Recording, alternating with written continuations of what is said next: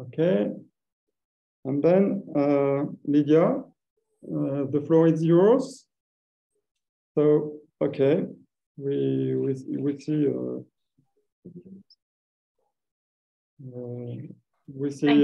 screen, and maybe if you want to provide us with some more details about your position. Thank you. Yes, thank you all for having me today, and apologies that I can't be with you in person. I've been trying to arrange this with Eric for a few years, and this window finally came up after COVID. But I am currently 37 weeks pregnant. So just walking from my kitchen to my home study is a long enough commute. So I am in England at the moment. But it's my pleasure to speak to you today, and thank you so much for having me. It's always a privilege to come and speak to people willing to listen to your PhD thesis, that precious baby that you work on for about 4 years. But I thought I would share a little bit more about my background and why it is I was interested in this question. I started off my academic career working in environmental science at the University of East Anglia. And it was when I was there as an undergraduate that ClimateGate happened. My intention was to be a volcanologist. I was really interested in how volcanoes interact with different chemical processes in the atmosphere and how they might interact with climate change. But when ClimateGate happened, so I'm getting quite a lot of feedback. I wonder if there's maybe somebody not on mute. I'll keep going. It made me realize that I have some questions around how scientists engage in their public engagement and how do they defend their science.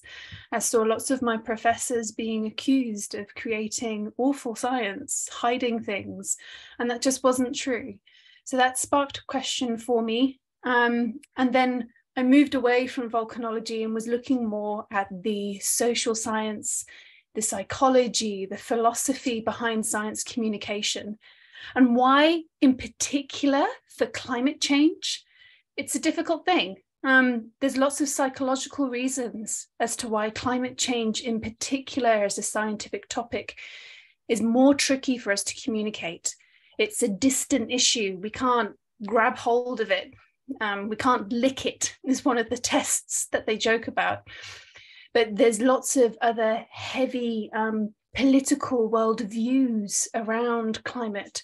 So as soon as you say you're a climate scientist, for some people who maybe don't believe in climate change, that is you making a political statement, just your mere existence as a climate scientist.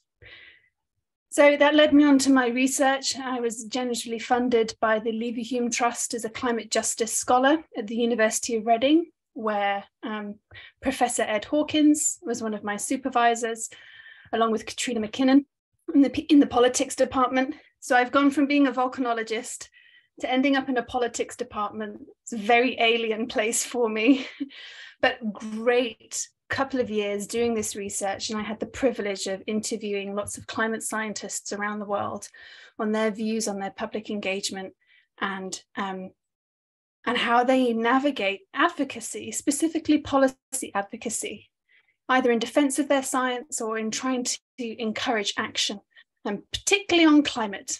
And why climate for me? Well, it's something I'm very passionate about, but also because of all of these other social reasons as to why climate change is a difficult problem to communicate.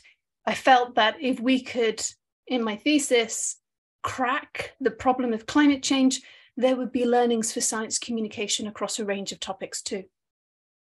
So as Serge introduced, my day job is as a climate communication specialist for WTW, who are one of the world's biggest insurers. Seems like a very strange place for me to be, but I work communicating climate change risk and resilience to governments, the FTSE 100, so large companies, and all sorts of financial institutions, helping them to understand their climate risk exposure and how it is they can take adaptive actions on that. And we do lots of climate analytics and things like that. So I help my colleagues in their science communication to these organizations too. But I am not here in my capacity at WTW today. I must say that none of my views represent them. Well, they might do, but I'm not here on them. I'm here I also work as a freelance researcher, so I'm here in my capacity of that. So without further ado, let's get started. I've tried to keep the bottom left-hand corner of my presentation free. So if you wanted to have my face, my video as I present, you can move my video box down into that corner so you can keep seeing. I do lots of hand gestures, as you've seen already, so you can move me there, and that won't cover any of the content. So today I'll briefly cover the three key sections of my thesis. Firstly, why is it that we are concerned about advocacy? What is it about policy advocacy that makes climate scientists shake? And then I'll present my model that I developed iteratively. I kept tweaking it with the interviews that I had with climate scientists based on the theory, because I wanted to make sure that it would work in practice and actually be useful for scientists in their communication. And then I'll give you a little bit more about some other golden nuggets from these climate scientists' interviews around how they practically navigate the tensions they experience when doing their public engagement, that the ethics, how they make those clear, and other practical tips and tricks. And then we'll end with a Q&A session. So concerning advocacy, why is it concerning? Well, this is what I was hearing, but also this is what concerned me. I was a scientist. I cared about climate change. I wanted to know how it is I could speak up in my role as a citizen. I should be allowed to voice my own views, right? But how do I do that in a way that means that I can still be a credible scientist, but people aren't questioning the work that I do as a result of my advocacy in other areas? That was the criticism. So I found that some academics might feel comfortable doing this. For me personally, it's a bit too much walking, particularly as I'm so pregnant right now, but I wouldn't do that. Some people don't feel comfortable doing this sort of advocacy and protest, but some do. Some will want to find other ways to communicate about the context that we're in. So it's fundamental to my thesis that I am not telling anybody what they should do. You can do what you want. It's clear for me that I really wanted my work to help scientists choose what is best for them, and for you to know that you do have a choice and that you can, to a greater or lesser extent, control how it is people see and hear you. You know, your choices about how you communicate and when may change over time and in different contexts, but you have a choice. So today I'm not going to be advocating for you to engage in advocacy or some other form, but I'm all about advocating having this knowledge that there are different types of communicating role that you can take, and they are legitimate, and they will still protect the integrity and credibility of your science. So what is it exactly then with advocacy? We really value science, and we particularly value it for the knowledge that it creates. The knowledge that science creates is trustworthy and credible, and it's universal.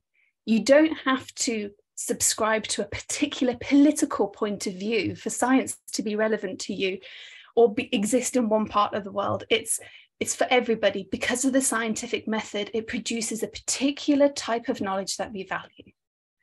But the concern is that engaging in advocacy, these are the two concerns I was hearing a lot. One is that you could be engaging in biased science. allowing your advocacy to influence the way in which you design and draw conclusions from your science, that would not result in trustworthy and credible science. The other accusation is that in engaging in advocacy, you are abusing the authority, the platform, the expertise that you have in society because you are a scientist and you have the key to that ivory tower, that knowledge.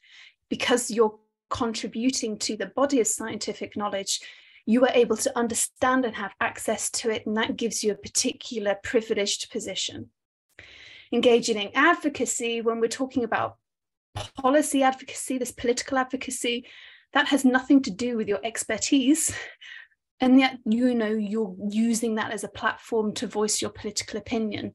That can be seen as an abuse of authority, and that again can undermine the science.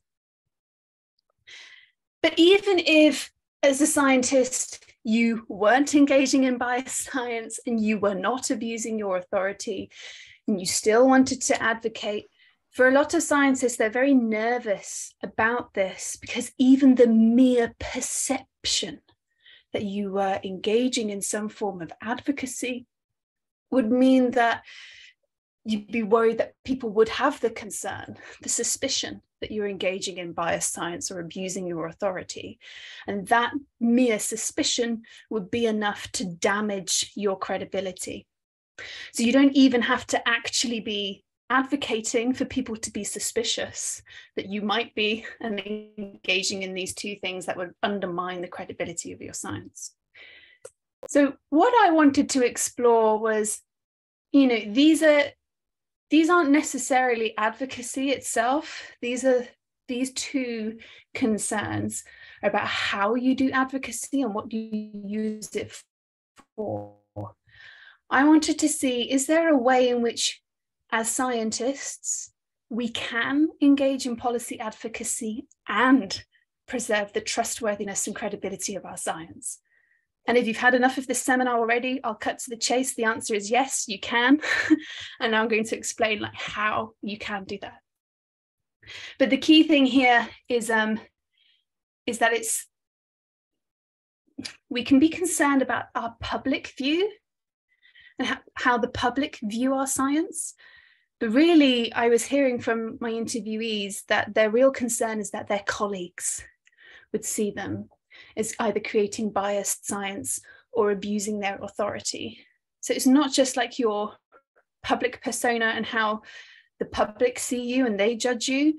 The real threat is when your own colleagues see you as engaging in one of these two concerning activities, because then that's your career over, right? So that's just an important point to make, is that actually we talk about public engagement, but the thing that we're particularly concerned about is how our colleagues perceive our public engagement. So I'm just going to expand on these two concerns a little bit more. What is it exactly about biased science that we would be concerned about? Well, some people hold the opinion that the reason why we value scientific knowledge is because it is value-free. And you can do a very quick bit of reading in the philosophy of science to understand that the value-free ideal is not something that is actually attainable, and indeed, I would argue, not desirable. We have values shape our science all the time. We look at this question, what makes good research good? These are all values that we apply to research that means that we see it as being better or a particular type that we want. So we do apply science, we do apply values to science, but what we're particularly concerned about, it's not about getting values out of science, is that what we don't want is for political values to play a direct role in how scientists analyze and draw conclusions from their research. That's the issue we really have. If we allow political opinion and our views to come into how we draw conclusions, this is like eugenics research, right? Nazi eugenics stuff. This is politically driven interpretation, that is what we don't want. That is biased science, that is pseudoscience. So this is the thing we're really concerned about, is particularly political values having a direct role in how we draw our conclusions and communicate them. I'm not going to spend too long on the philosophy behind this. If you're interested in talking more, I've got some more slides that we can talk about in the Q&A. But that's really pinpointing what our real concern is about biased science, is that it's disrupting the scientific method. Right? It's allowing political values to influence our conclusions. How do we deal with that? Well, there's peer review. There's all of these other mechanisms that we have in the scientific community to identify when this is happening, and it wouldn't get published. We'd call people out. The scientific method ensures that we limit as much as possible the role that political values have, that direct role in drawing conclusions. So we know that we can manage this. It shouldn't be a concern. Abuse of authority. This is stealth advocacy, is really the main problem we have with this. You might be familiar with the works of Robert Pilkey Jr. on, he wrote his book on the honest broker, and his literature there sort of influenced a lot of my thinking around this. But I do have some issues with how he frames things. Again, if that's of interest, I can bring that up in the Q&A. But this idea of we're trying to hide an ulterior motive in here. You have this platform as a scientist. You are respected because you have access to knowledge that non-experts don't have. We can talk about the value of science in society. There's different views on that too. But the key thing here is that you do have this expertise that not everybody has. And they do expect you, the wider public do expect you to engage in forms of advocacy. They expect you to defend your science. Why wouldn't you? They expect you to advocate for scientific funding. They understand that. They expect you to be working in areas that you are interested in. They're not asking you to work completely in a vacuum and just on specific things. And, you know, they expect you to communicate your science and advocate for science-based policymaking, decision-making. So that's not really the issue. Advocacy isn't the issue here. What is the issue is when scientists use their expertise, that platform that they are given as a result of their expertise, to advance their political opinions. Particularly when they do so and they don't say that's what they're doing. If you casually are talking about, you know, the increase in atmospheric emissions and particular gases, and then you casually then move into the likelihood of meeting 2 degrees warming by the end of the century, and then you start talking about carbon tax and how you know, that's then moving into like political opinion, which you can do legitimately. But if you're then trying to say that you have some form of economics degree and you think a particular approach for carbon tax is the best, when really you're just a climate scientist, then you need to be really careful, because that's not what you're there to talk about. And you could sound authoritative on things that is really not within your remit. So that's the concern there. What's difficult with that is that your boundaries of expertise, your area of expertise is always changing, because it's always done in context with who is around you. So I am definitely no expert in the French language, but in comparison to the toddler group, the children's group that I can hear outside right now, I probably am more expert than them. So this is the problem with defining your expertise, is that you might have a very narrow view of where your expertise stops.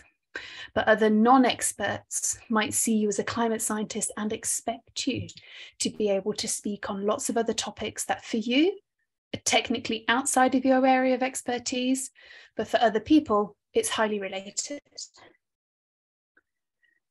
So they were the two main concerns that I was hearing from the scientific community about what engaging in advocacy might result in or see them being accused of. And these are both quite career damaging, and they undermine what it is you do in terms of contributing to the scientific body of knowledge. Explicitly, it's when your political values play a direct role in creating your bioscience, and that you're trying to advance your political opinion and you're not clear that that is your political opinion. It's that stealth, secretive, underhand, manipulative way of talking about your opinions and trying to shape responses. But neither of these are actually advocacy. Yeah, it's just that advocacy could be seen to be related to them. So our real problem here, I think, isn't with advocacy, but with what people think advocacy is. Bless you. I have to. Okay, I see. So they're the problems with advocacy. But how do we actually understand and talk about advocacy? So again, I had a look at the literature on this, and I define advocacy as a plea in active support of something in order that others may be persuaded to act. This is different from just lending support to something, just lending your signature to it. And it's also not manipulation. It's an active plea. It's open in that way. And it's specifically asking for other people to act. Okay. Others have defined advocacy like this too, very similar. But people then think about advocacy as something either you do or you don't do. They have this binary approach. Oh, here we go. You either engage in advocacy or you don't. But what about Instagram influencers? They are just showing you their new weight loss product. They are not actively, they're not pleading with you to take it. But advertisers have worked out here that even though they're not maybe explicitly engaging in advocacy as per this definition, the same result comes, that other people are picking up on that action.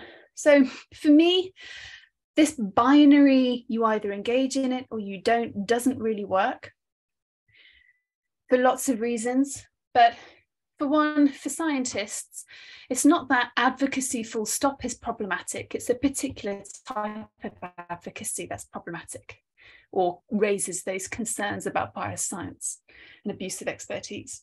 You are already advocates for your funding, for publication, for more research students.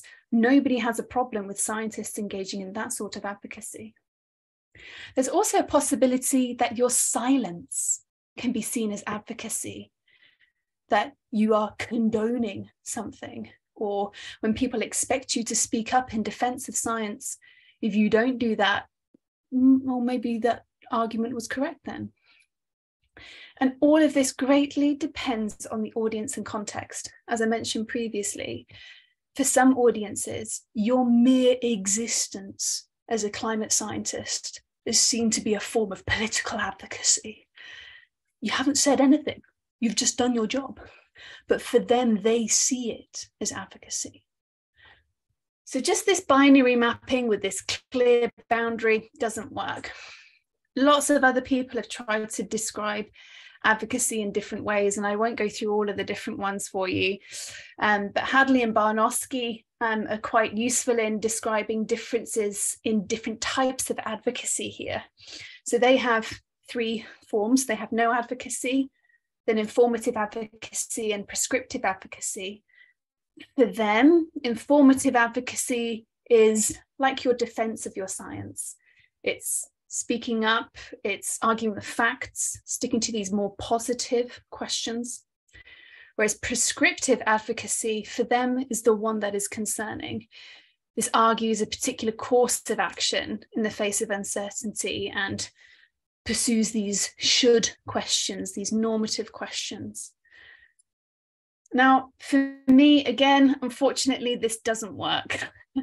For similar reasons, but additional ones too. The boundaries are not clear cut. In reality, I don't think it's easy to tell the difference between informative advocacy and prescriptive advocacy. And in practice, I think there are some forms of prescriptive advocacy that may be acceptable. So just saying all forms of it as unacceptable, I don't think is helpful for us in practice either. But I think it's better than the one before.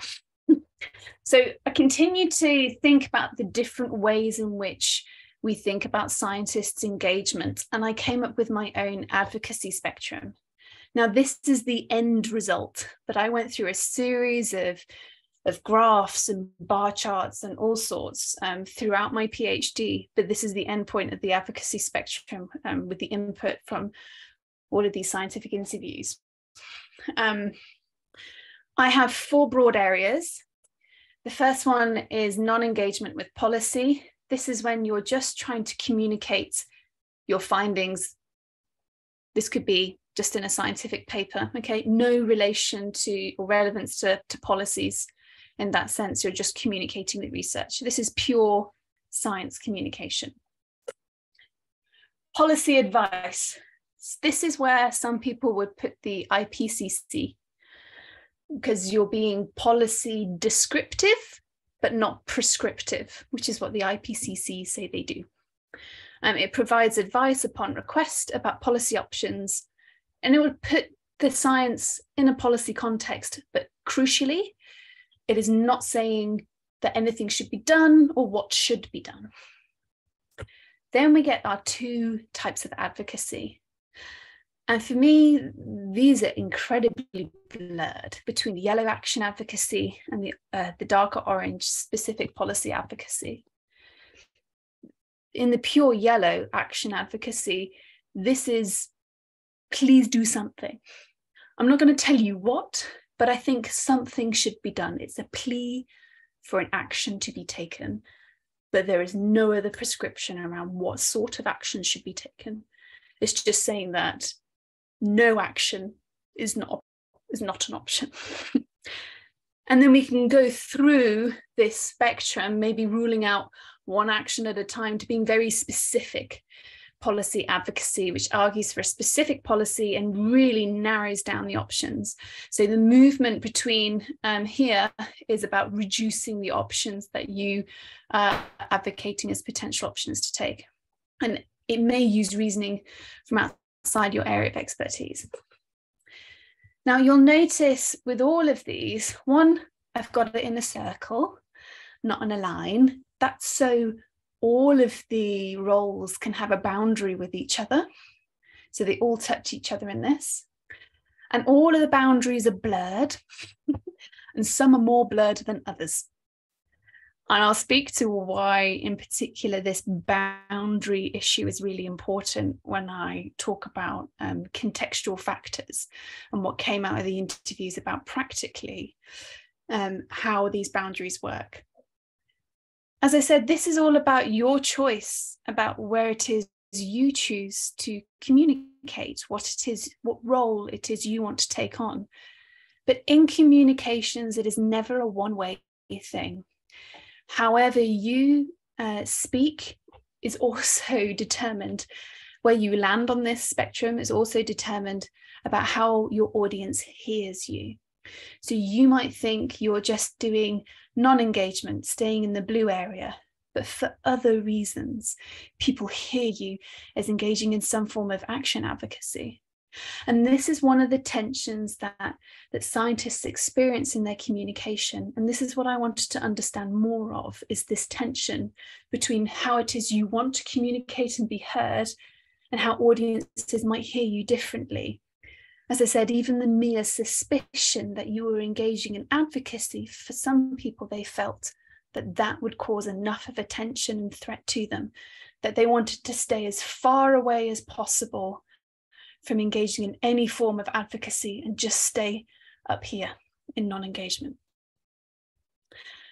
So I took this spectrum and tested it and tried to work out, does this really map out all the different types of role that scientists can engage in? Was I missing anything?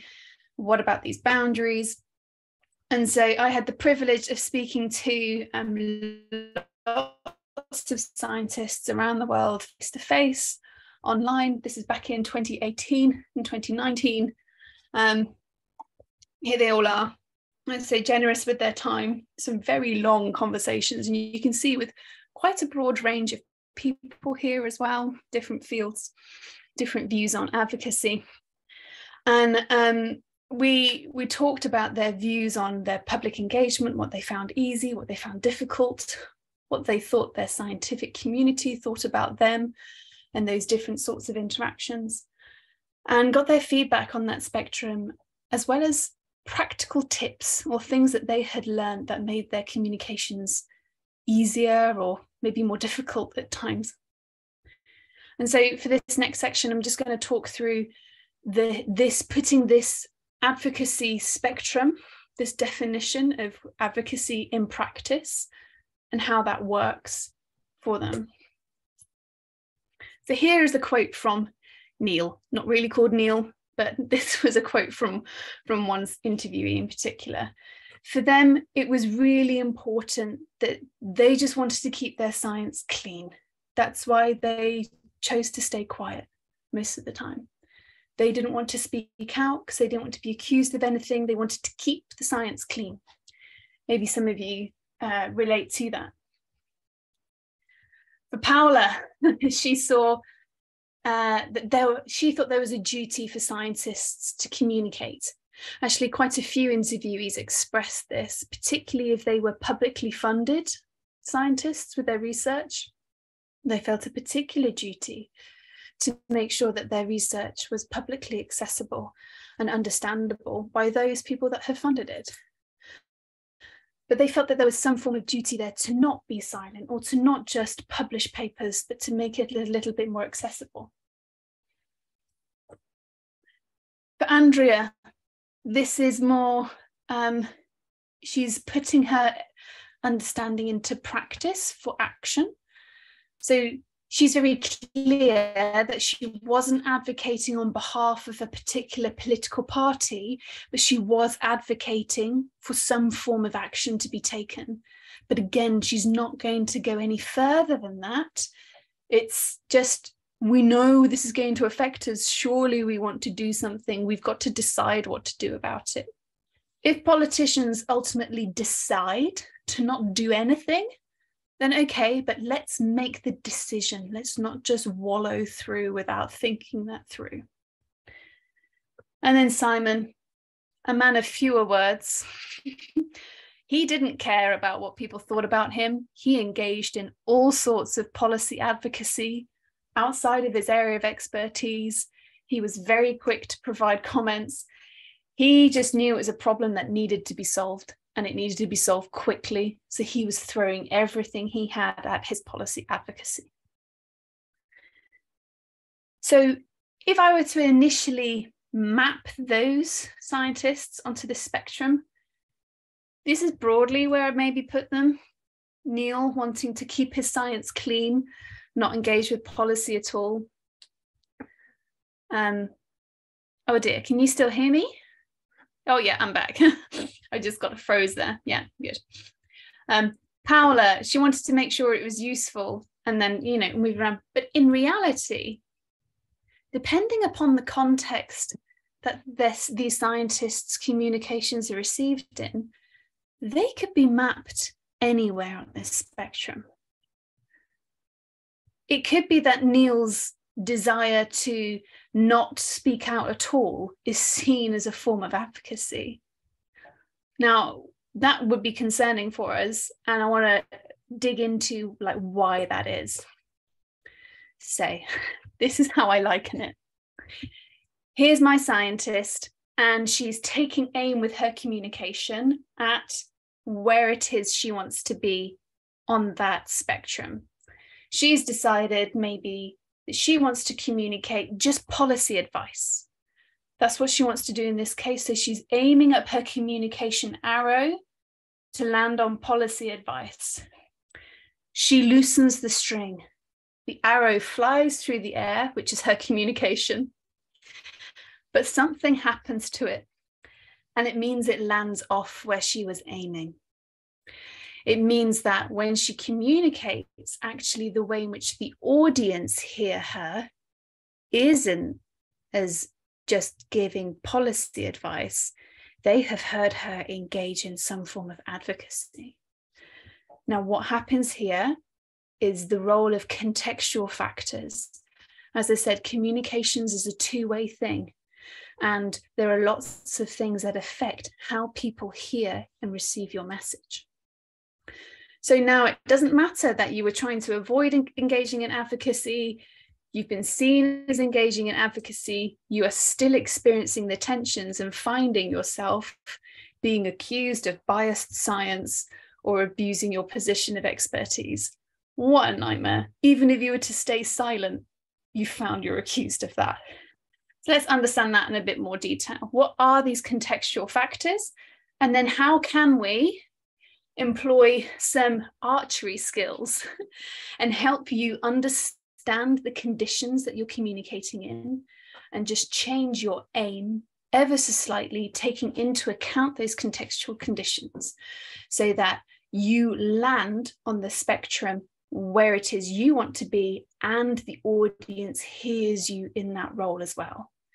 When you've got that matched position, you've landed where you want and the audience sees that as well, you're much better equipped to handle the tensions associated with that and to be an ethical and clear communicator.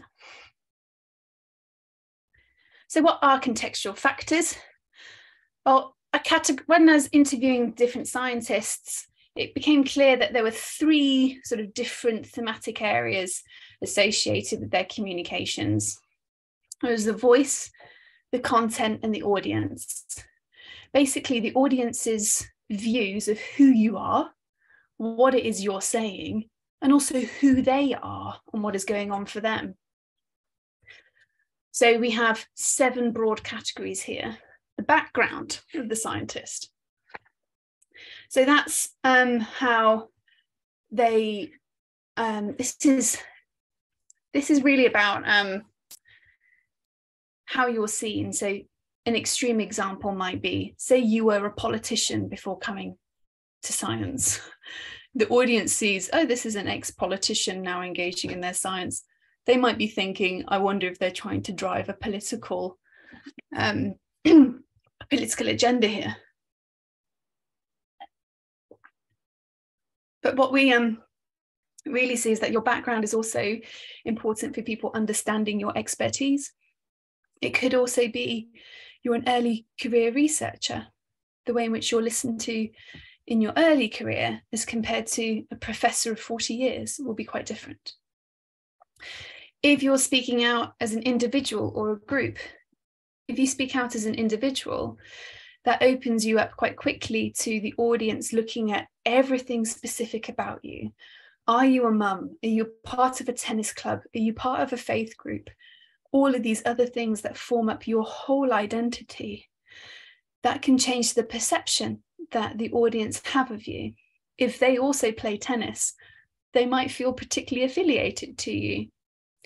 Or if they have a particular prejudice against the fact that you say you love yogurt and they hate it, you can put them against you. These are silly examples, but when speaking as an individual, you're open up to that scrutiny. It's a little bit different to when you're speaking out as a group. Usually there is something that is unifying you as a group.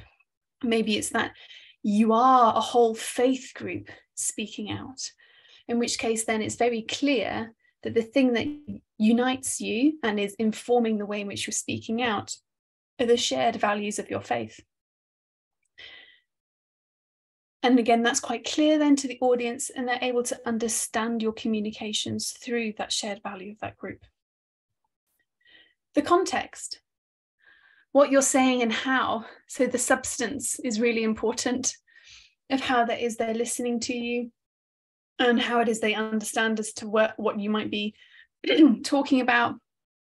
Are you talking about something controversial?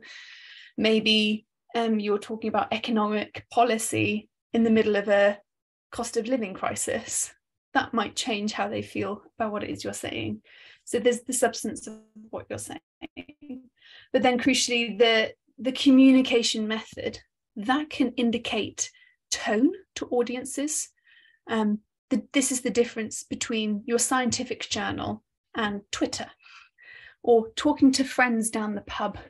Your communication method, or the medium that you use, often indicates for people a level of casualness, or they maybe expect you to express more of your personal opinion on Twitter, say, than in a scientific article.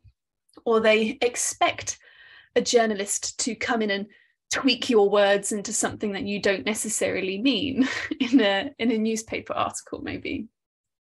So these are the communication methods. The framing is really important. And for me, in my work time, this is where I spend most of my time, is in developing and adapting different frames to engage audiences. And what we mean by frames is this storytelling element. When you choose metaphors, or you choose to present ideas in a particular way, you're choosing frames all the time. So an example of how framing can influence how an audience respond to your message would be former US CIA director James Woolsey said back in the early 2000s that climate change was a threat bigger than terrorism. Climate change is a threat bigger than terrorism, coming from the CIA director.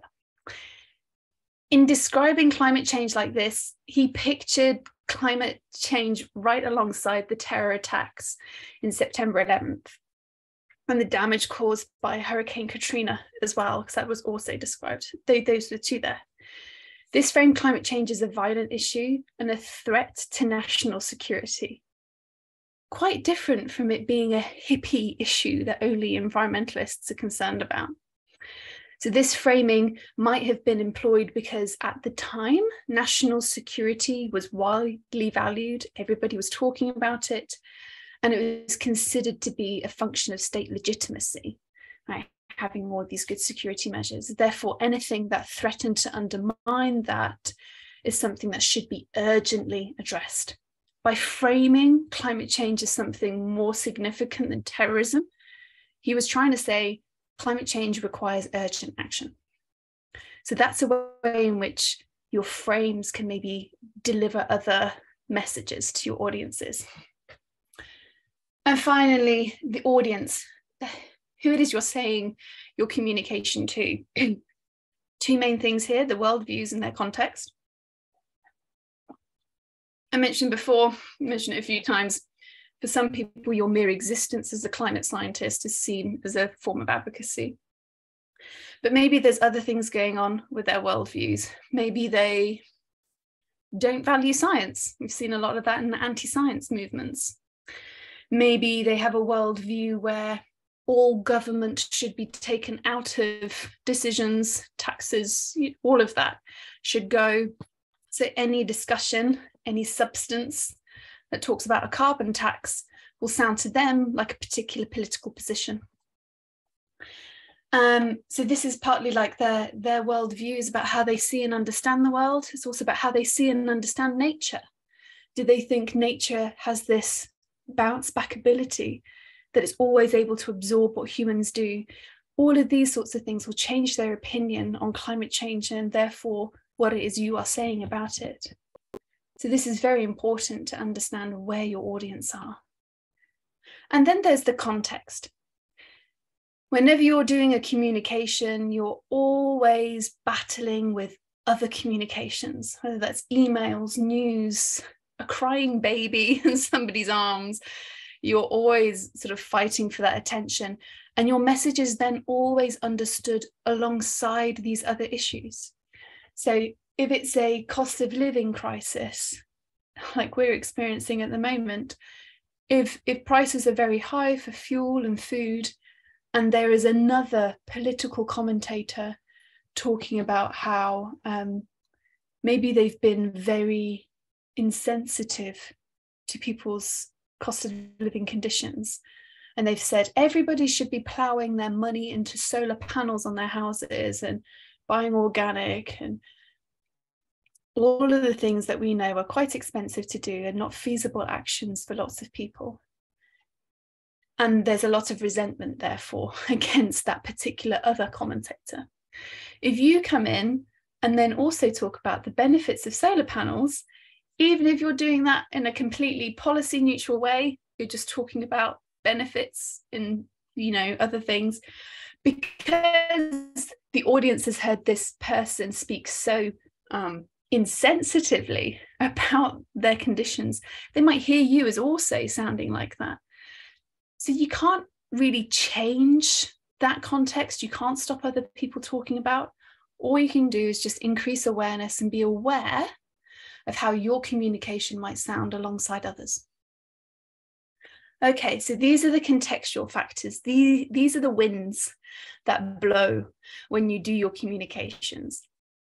Some of them you can have control over, like your choice here in the green, the substance of what you're saying, your communications method and your framing. You can also choose to speak out as an individual or group. You might not be able to choose your background. I can't change the fact that I'm from England, unfortunately, but you know, all of that. Please don't associate me with Brexit. I can't influence that. But there are some things that I can maybe show you more about my background. So I told you I was a climate scientist and that I've experienced these tensions for myself. And you also can't change your audience. You can just understand them. So when you're reading the conditions that you're delivering your communications in, there are some things that you can change and some things that you've just got to work with. But you can be aware of them. And so finally, some practical tips then from our scientists on how to tweak your archery skills, how to navigate these things so that you can engage in specific policy advocacy, right? This is the one that most scientists were concerned about. You can engage in that without raising the suspicions that you are engaging in biased science or going beyond your area of expertise, and therefore communicate that that's exactly where you are.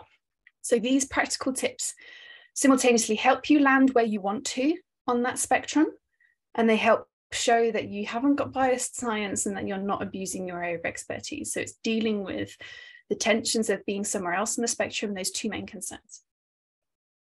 The first one you can do is to speak out as a group. And this is particularly useful for early career researchers who were saying that, maybe some colleagues were thinking they were going beyond themselves, too big for their boots is what we would say, that they were being a bit arrogant in speaking out. If you speak out as a group, it can help protect you in your career progression if you're doing that with lots of other people, and particularly if you're doing that with more senior academics. That just protects you from the accusation that you are abusing your expertise or engaging in biased science in some way. Because if there's more of you doing it, the likelihood that you're all in some biased science conspiracy is less. Be aware of how you are seen. That's the be aware of your background thing, how the audience is seeing you. Are they seeing you as a scientist? Are they seeing you as a friend down the pub? At what point do you become that for them? So be aware of how you're being seen by your audience as an authority on this issue or not. For that, it means be confident in who you are. I'm not saying change that, but be aware of how people make judgments about you. I'm not saying change who you are, try and hide anything, but just be aware how that might be the case, and particularly how your silence might be seen. Silence isn't always an option if people can interpret your silence as meaning something else. So be aware. The third one, particularly for climate science, is to frame your uncertainties well. Now, scientists have a particular way of talking about uncertainty, your likelihoods, all your different percentages. That is not how normal people speak. Normal people hear uncertainty and the quantification of uncertainty as you not knowing, or as an excuse for inaction. And we just know that uncertainty is not a reason for inaction. Talking about risk is something that allows that degree of uncertainty. Using risk framing is a really helpful way because people are used to weighing up risks every day. So that's a quick and easy one. So if you're looking to explain and make something policy relevant, just don't talk about likelihoods. Risks can be helpful. Engage in dialogue. As I said, communications is two-way. All of these actions, that's why it's kind of in the middle, will be so much easier to do if you are constantly having communications with your audience. They can get to know you a bit more. You can get to know them. As I said, there's a particular tension here between how a general public audience sees you, but then also how your colleagues see you. And that's the one we're kind of really concerned about, is your colleagues being concerned about your biased science and things like that. By engaging in dialogue with your colleagues and telling them how it is you're explaining things, get their feedback, those sorts of things, that can help them understand where you're coming from and less fearful that you might be creating some awful version of Nazi eugenics for climate. Right. State your values. It's much easier for people to know when you are not abusing your expertise, your platform. Maybe you're on the radio, when you tell them why it is you're advocating for a particular policy. If you're open and honest about why it is you want to push a particular policy, and maybe it's because you're concerned about your local area, or you've seen the damage of particular types of pollution to your local environment. State why you value, why you care, what's the motivation behind your policy choice.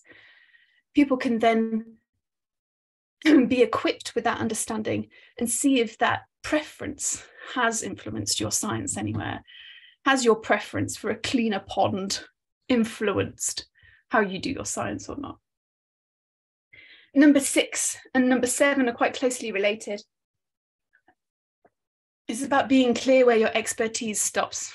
This is also really helpful for saying, look, I'm going to talk about economic policy now, but I'm a climate scientist. I don't know the full ins and outs of economic policies, but it's my understanding that. That can help people not worry that you're abusing your area of expertise, yet you're still bringing useful information to them. You're still using your scientific knowledge in a way that's helpful and useful for them. But in order to do that, you need to do your homework. You need to know what the consensus views are in those other disciplines. You need to know what other disciplines are saying about your research.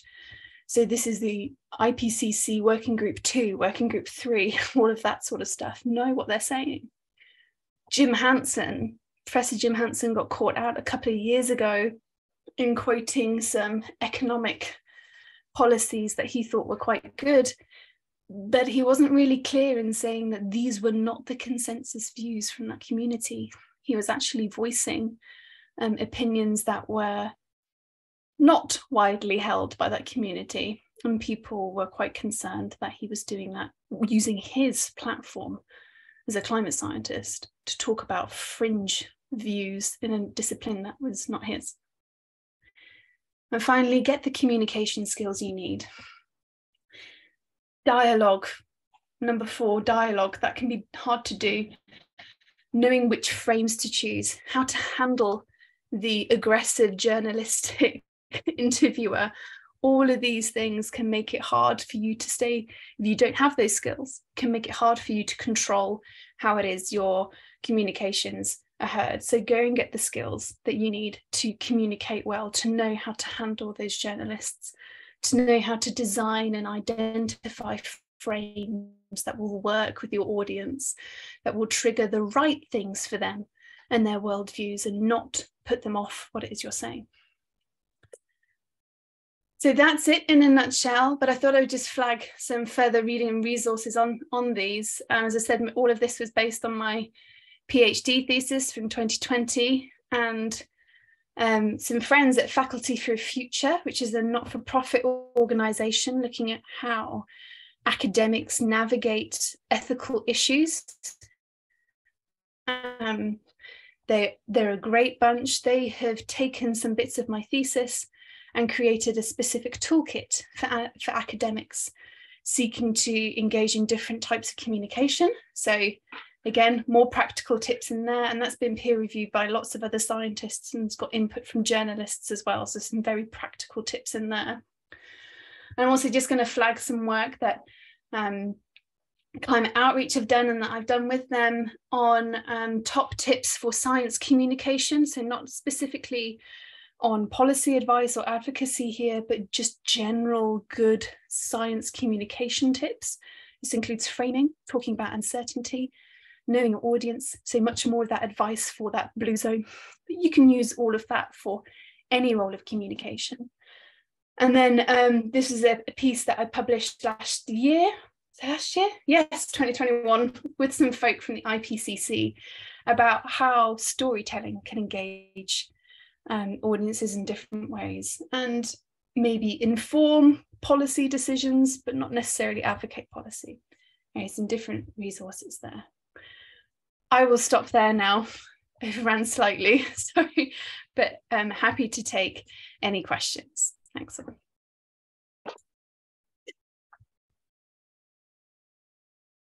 Thank you, Lydia, for your very interesting and very illustrative presentation. I've put the link for your PhD thesis on the chat for the people, some people were requested to get more information. So now we can open the Q&A sequence. So if one of you want to ask a question, don't hesitate to open your mic and Eric, do you want to start with some remarks, comments, questions? Sure, yes. Well, again, thanks a lot, Lydia, for this really insightful presentation. There's a lot of our discussion in our réflexion, as we say in French. I understand you understand a bit of French, so yeah. One question I had for you is what is the role of and the interaction between individual scientists and the scientific communities or institutions in this framework that you provided? I think it's very much, what you present is very much geared towards individual scientists, which I think is absolutely key to provide. Yeah, how would you discuss, expect, advise institutions and communities to deal with these issues that are coming in our community quite a big, in a big way now? Your mic is off. Your mic, Lydia? Lydia, your mic is... Your mic? Oh. On est déconnecté. Lydia. There we go. I was sharing my screen and then it hid my microphone and I couldn't find it. It's a really good question, Eric. Thank you. Yes, so initially my research was focused, I had to keep narrowing it down to individual scientists.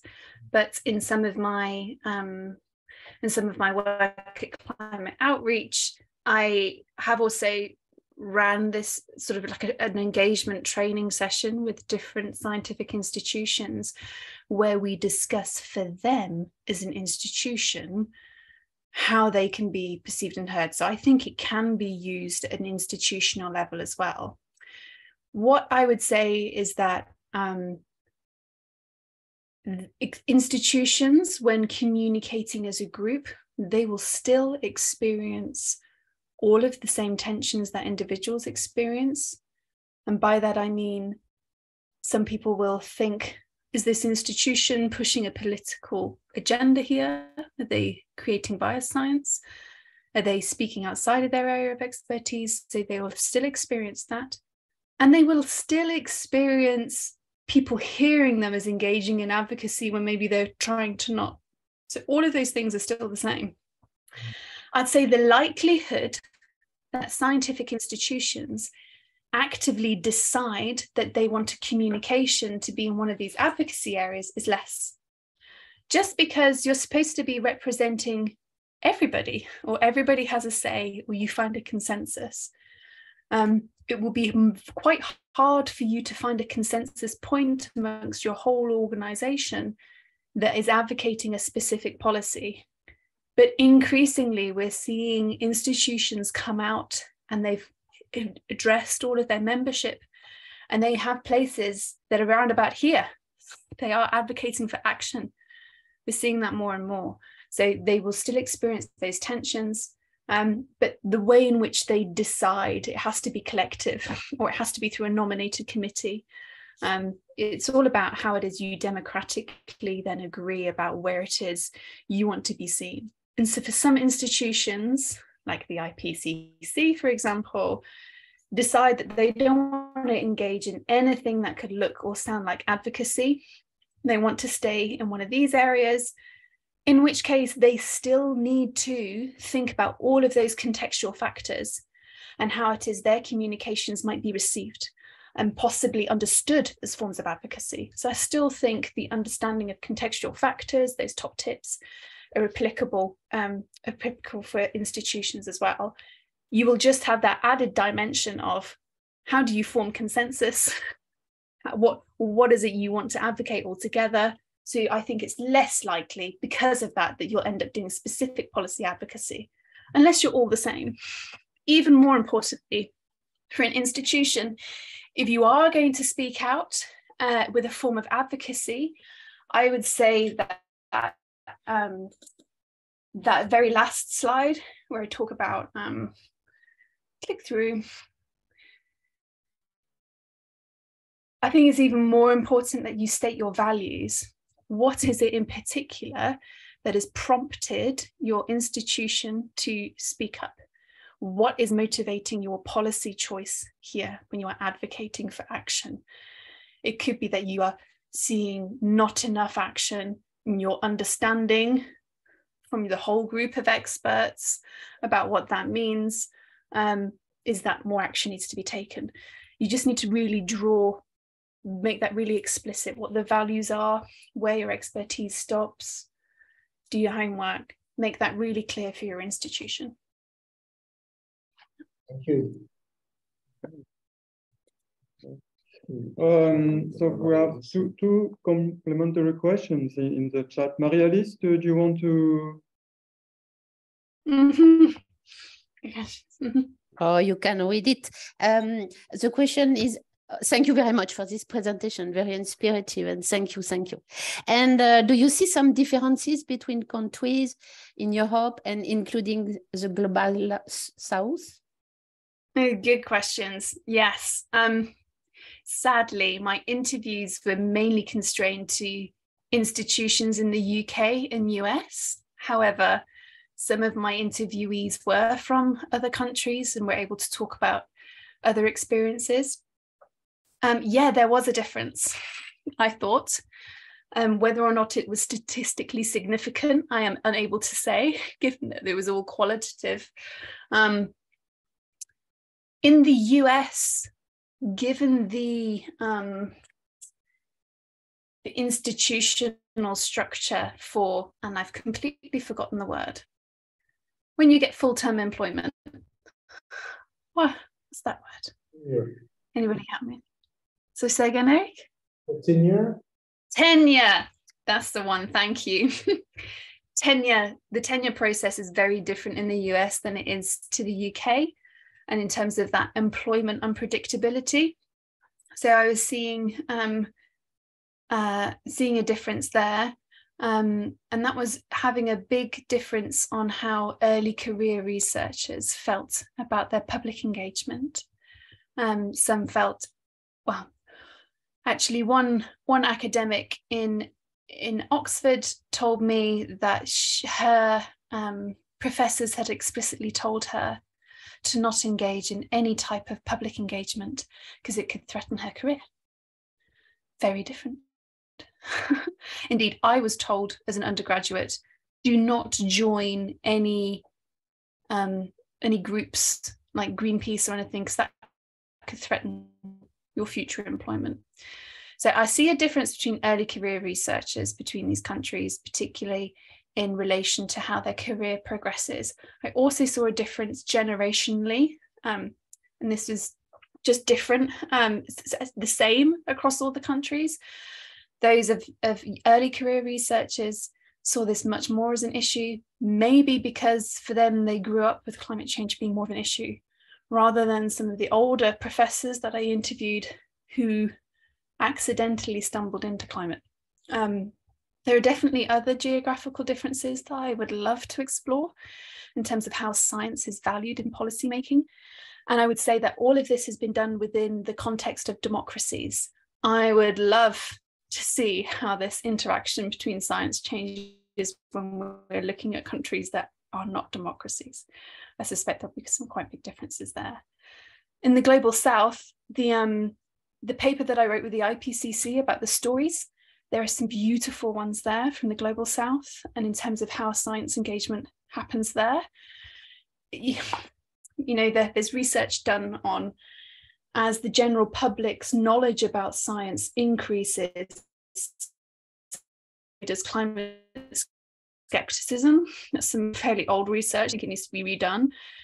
But there is, the way in which different people interact with scientists will be different around the world. I'd love to do some more research on that. I see there's a question from Okay. Yes. Okay. Did yes. I only maybe I didn't follow well enough, but I was wondering what kind of scientists you interviewed, and if there were some people who were not only from group 1 of the IPCC, like because I think the groups of the IPCC are a good way of classifying where everybody is. Yeah. And if you see any differences in their behavior, because I'm asking this because I'm doing some interdisciplinary work, and in my experience, there's a wide difference. There's a big difference between the way social scientists see themselves when they do science and the link with political advocacy. And when it comes to economists, it's a bit different. When it comes to climate scientists, it's another story also. So. Yeah. I experienced the same. So for my interviews, I tried to, as much as possible, stick to scientists that would fall within the category of working group 1. So all natural scientists. There were some that possibly did some form of policy stuff as well as part of their research. But the reason why I focused on working group 1 category is for those exact reasons that you've just outlined. The way in which they perceive their science, their research, I found to be a bit different to those that do social science. As I said, I was based in the politics department for this PhD, and the idea that your political values might influence your research is common. It's not something to worry about, but they don't deploy the scientific method. So this idea of the role of values in research and creating biased science is something that only really kind of concerned natural scientists, whereas for sociologists, economists, they usually subscribe to a particular school of thinking. So there's a particular approach that they might take anyway, which you could maybe describe as a methodological bias, or they think about their economic policies in this sense. So that concern isn't there for them in quite the same way, and they're very much used to having to talk about their values, their caveats, all of that. They don't see the knowledge that they produce as being objective, whereas a lot of the natural scientists that I spoke to held on to this view that science could be value free. In fact, many of them expressed that they really wanted to do a science of philosophy module, philosophy of science module, to understand how it is scientific knowledge is made, how values have a role in that, that they felt that they would understand a lot more about the knowledge that they create if they had that. I didn't have that in my undergraduate. It wasn't until I had an existential crisis in the first year of my PhD that I realized I needed to read a lot more on the philosophy of science and how that is all made. So yeah, that's how I limited it. And I would agree with you. I did see a difference in the perception of the tensions that scientists think they might experience and how that might manifest as undermining their credibility and integrity. Yeah, Lydia, I wonder. Okay, Lydia, I wonder what the emotion, the expressing emotion can interact in the communication process, and because personally, I think when I'm looking at some climate scientists for Group 1 of IPCC. Figures with a very nasty description of the world or the future, very neutral tone of voice, and maybe there could be some cognitive dissonance between the message and how to communicate the message. And I think that scientists from human and social sciences do not hesitate to communicate their own emotions within their messages. Yeah, this is something that I look at a lot. When is it appropriate for you to show your emotions, and what effect does that have on the audience? And when is it appropriate to not show them? So of those practical tips at the end, number 2 was be aware of how you are seen. We're all scientists, but we're also all people. And we also are citizens, and we have our thoughts and feelings. And climate change is a very emotive issue.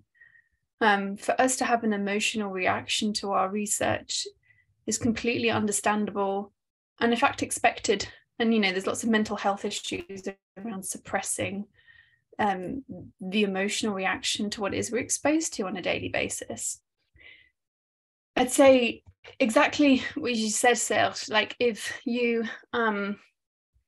deliver your message in a way that is very cold without emotion, what does it mean for that audience?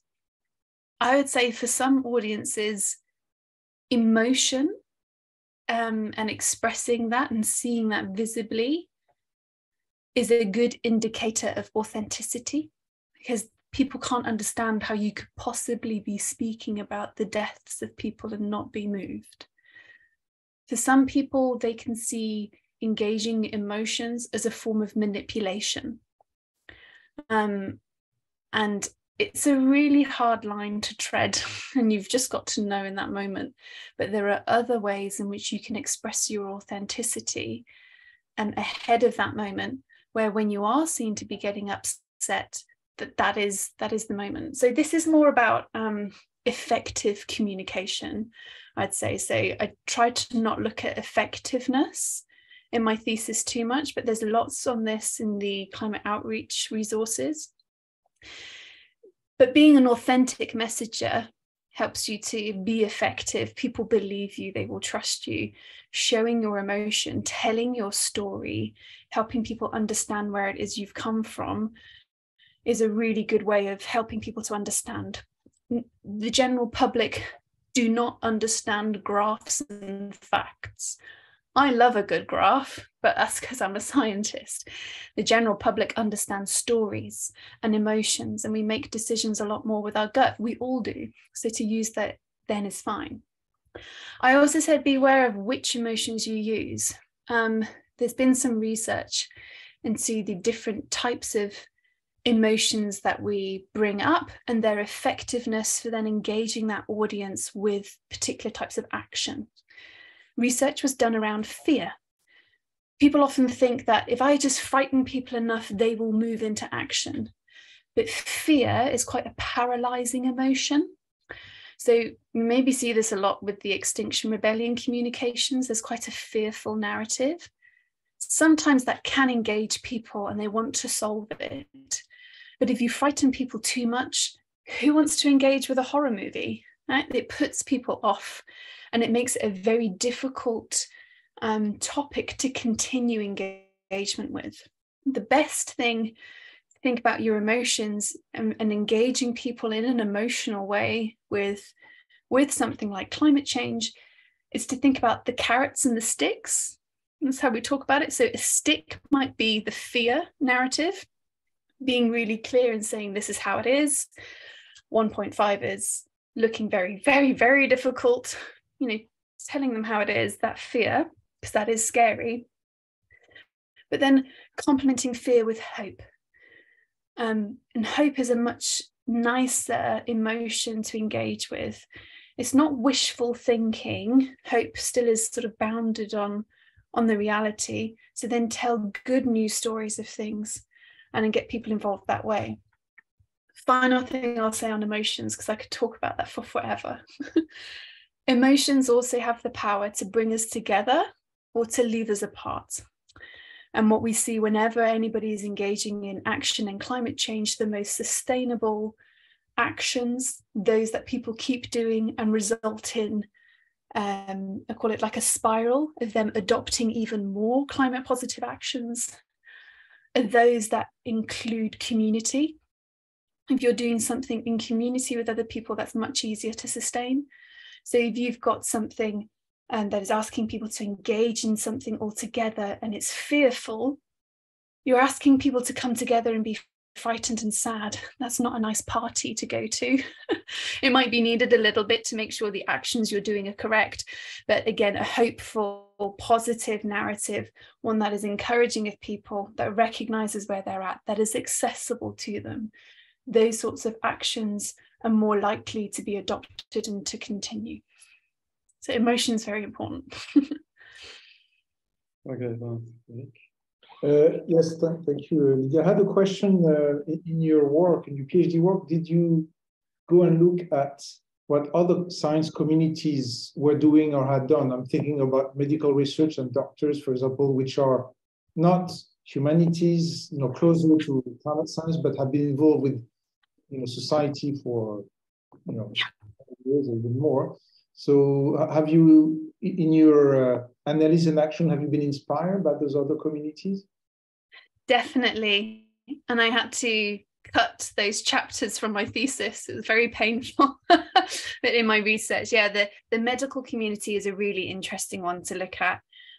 Also, advocacy is a conversation that the conservation biologists have been having for a long time, because inherent within conservation biology is the value that you want to conserve what it is we have. That's a value statement right in the middle of it. And so that determines what it is they then do. Same for medicine. It has a value that runs right through the middle of it, which is about preserving and caring for human life. Do we have that for climate change? I don't know. Do we want that for climate change? Through the Paris Agreement, we've got strive for 1.5. But what does that actually look like in action? So I think for those communities who have looked at advocacy and for whom they engage in advocacy, and nobody bats an eyelid. Nobody says a medic speaking out, advocating for better healthcare is resulting in biased medical science. Because it's a value that people see them as having. It's fascinating, and it's all about the perception of what it is people see those people with those particular area of expertise, with those particular values, what they expect from them. Mm-hmm. Yeah, there's a lot to learn from those communities too. And health is easier to communicate than climate because it's personal and we've all got it. We're all interested in it. So one of the frames actually that we're working on for climate change at the moment is the health narrative, and helping bring that home for people by understanding how climate change presents health risks. It's interesting on that frame. I'll just follow on a minute on this. I think the parallel you're making with those frames with the health or other examples, to me, the framing we've had with the 1.5 or 2, I find it terribly narrow. And, you know, possibly because it's so narrow, it's driving a lot of people crazy. So maybe, you know, the narrative we do around this major transition we're about should be broader, had more indicators than just the 1.5 or 2. So I don't know if you have views like this, but certainly in my experience, it's this kind of a very narrow indicator of what our future should be is forgetting many other dimensions that are equally important in terms of values. You know, there are 70, it's not just climate or... Exactly. You know, the climate projections are just different. I describe them as different potential stories about how our future might look. Very often when I talk to my clients, they think they are predictions. I'm like, no, they're not predictions, they're stories. And it's general warming across the whole world. And we know that that's not how it's going to look. So again, I find it much, much easier to talk about the local impacts that they will experience and to talk about supply chain and things like that to help them understand the impacts upon them. But yeah, the likelihoods of 1.5 and 2, it's just such a distant and alien issue for people. Whereas if I say the likelihood that the mine that you own will get flooded and you'll never be able to use it again. So it's partly bringing those impact risk assessments home and then associating them with the different scenarios means much more. I've just noticed that I'm almost at time, but a quick comment in the chat as well about these people. Inconsistencies, yeah. Yeah, IPCC Working Group 3. Oh, what a shame that this is at the end. There's so much to say in response to this about the question is around the Working Group 3, the IPCC, is what they're doing policy relevant and policy prescriptive.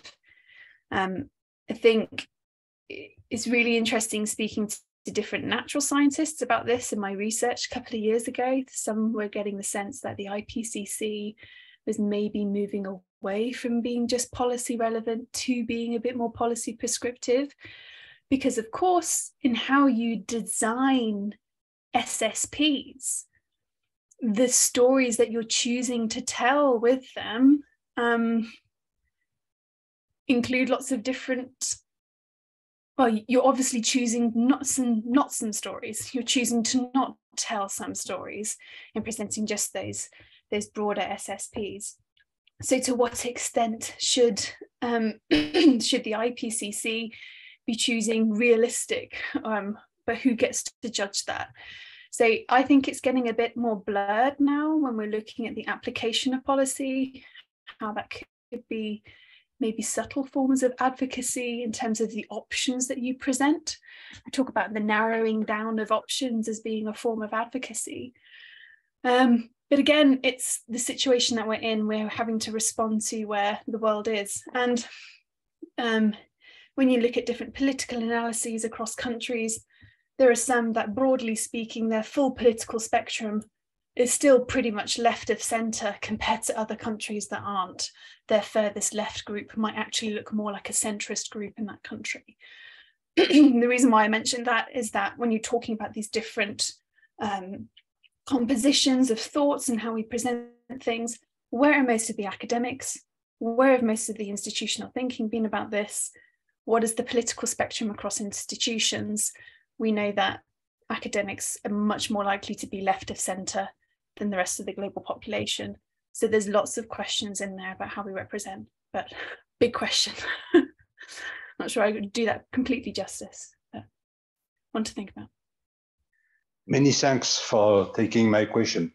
I may comment, but I don't want to be. May I comment? To our hosts. I wanted to notice that there was a paper from Nicolas Stern, which was published in 2006, and which was hardly quoted in IPCC fourth assessment report 4 or 5. And the false Nobel Prize of Economics has been granted to Nordhaus, which was saying that it is uneconomical to make attenuation because our children will be wealthier than us, and it's not. I don't go on all this. I want only you to comment on this very strange thing that Nicholas Stern has not been granted any comparable place to Nordhaus in the 4th and 5th report. The only thing I can say is that in working group 3, with the types of researchers that are in there, they are not natural scientists. The tensions are maybe slightly different, but as I said, in terms of the school of thought that they subscribe to and how they express things, I would say that that was a big wake-up call for the business community, though. So for that audience and their engagement with it, I think it's quite different for social scientists, and my research didn't cover social scientists, so it would be interesting to see what tensions they experienced with those forms of advocacy. My suspicion is that they will have different demands on them from their academic communities in terms of justifying their arguments, but they produce arguments which people can disagree with, and they can exist together. Whereas in the forms of scientific knowledge that we produce, we're looking to go through these revolutions of knowledge, and we try and find one fact, or we hold in tension different theories. Whereas in social sciences like economics, there is no need for that resolution in quite the same way. So their tensions are a bit different. Okay, is there a final question? Somebody want to ask? Okay. Sure. Well, my pleasure to conclude this this presentation, and thank again Lydia for, I think, a really insightful presentation, which echoes a lot of our discussion currently at PSL and beyond. So yeah, thanks for sharing your work. I think it's really an important milestone in this area. There are not many academic works that deal with this issue, and we're very pleased to, all as scientists, we like to base our action on science as much as we can. So I think the work is going to be really important in all what we do, how we think about these issues. But it's just the beginning, I think, of our collective thinking about these issues. There were a lot of individual thinking about this advocacy, and now we're reaching a stage in our community and how to engage with it collectively. So thanks again a lot, and at all your nice production, your different. Oh, thank you for having me, and I wish I can dial in more and hear some of your conversations and see how that comes. So thank you for great questions as well. Thank you all. Have a good day. Okay. Bye. Bye.